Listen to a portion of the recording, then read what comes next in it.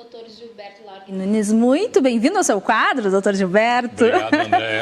É sempre um prazer. Sempre um prazer estar contigo aqui, que traz assuntos tão importantes para a nossa saúde. E, doutor, como a Jéssica disse, dia 29 é o Dia Mundial do Coração. Estamos falando aí sobre envelhecimento e qualidade de vida, né? Que pretendemos, com essas pautas, trazer cada vez mais esse entendimento o quanto é importante a gente envelhecer com saúde, com qualidade.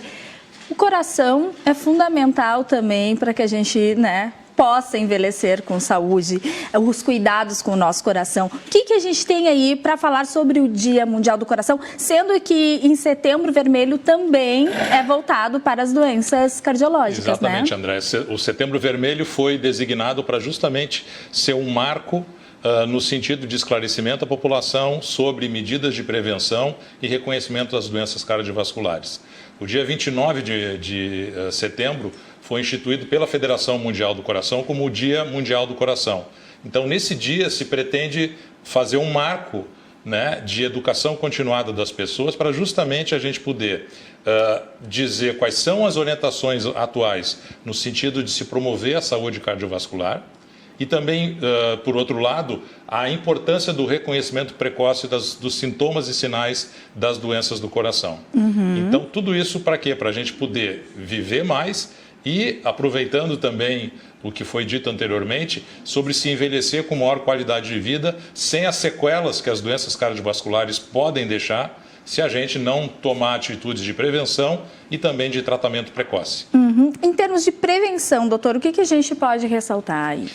É importante a gente ressaltar coisas que são muito simples e que deveriam, na realidade, ser instituídas desde o início da adolescência ou mesmo na infância, que é uma alimentação balanceada, evitando o consumo excessivo de sal, de gorduras, alimentos processados. A gente sabe que a adiposidade central, ou seja, aquela gordura central, a famosa barriguinha do chope, ela é uma gordura que causa alterações no metabolismo que favorecem o desenvolvimento. A medida seria um indicativo, a circunferência? A medida da circunferência abdominal seria um indicativo, né, de um aumento dessa obesidade central.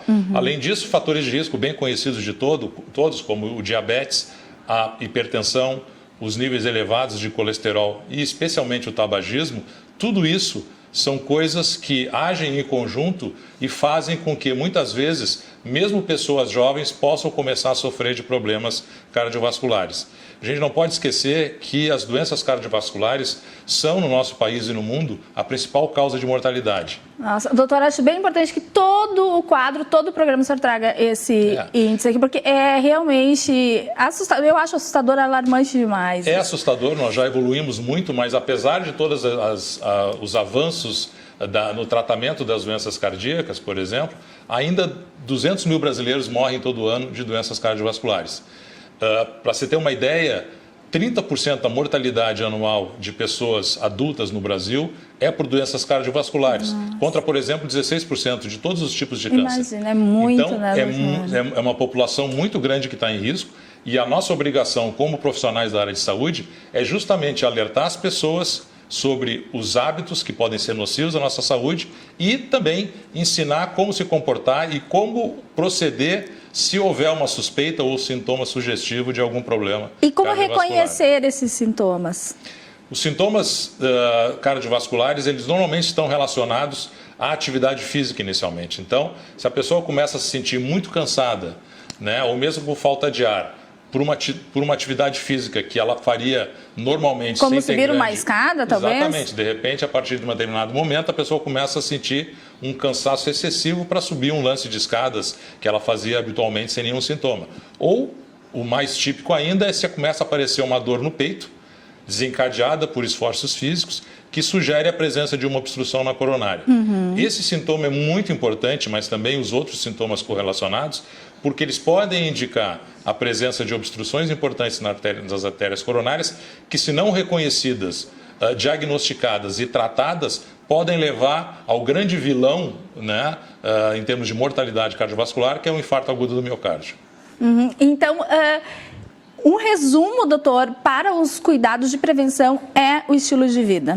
É o estilo de vida, se exercitar com frequência, de maneira regular, cuidar da alimentação, não fumar, tratar bem a sua pressão arterial se ela estiver elevada, tratar bem o seu diabetes se você tiver essa doença, tratar os níveis de colesterol e, mais importante que tudo, fazer revisões periódicas com um cardiologista.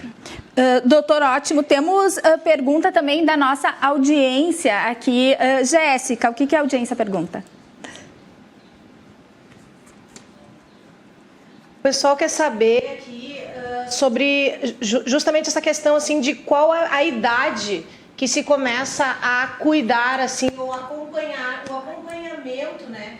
Existe um período inicial para que se inicie?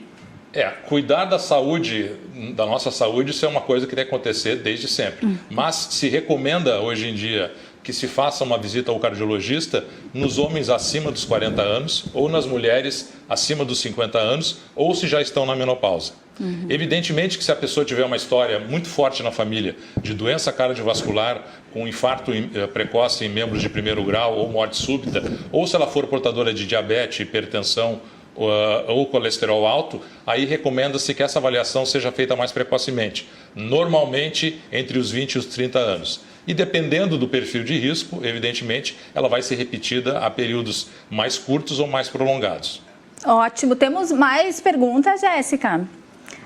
Eu acho que também não vai dar tempo, né? Quero até pedir desculpa. Se tiver mais perguntas aí, a gente passa para o doutor. Em outro momento, vamos combinar, doutor, porque no último quadro, doutor, veio muitas perguntas, a gente não conseguiu responder, né? Vamos combinar de respondê-las. Todas, então a gente vai respondê-las, exato, em uma outra oportunidade.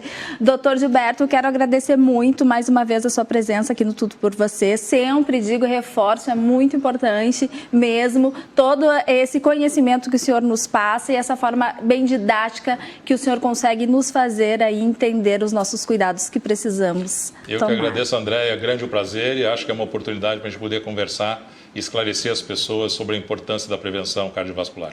Muito obrigada.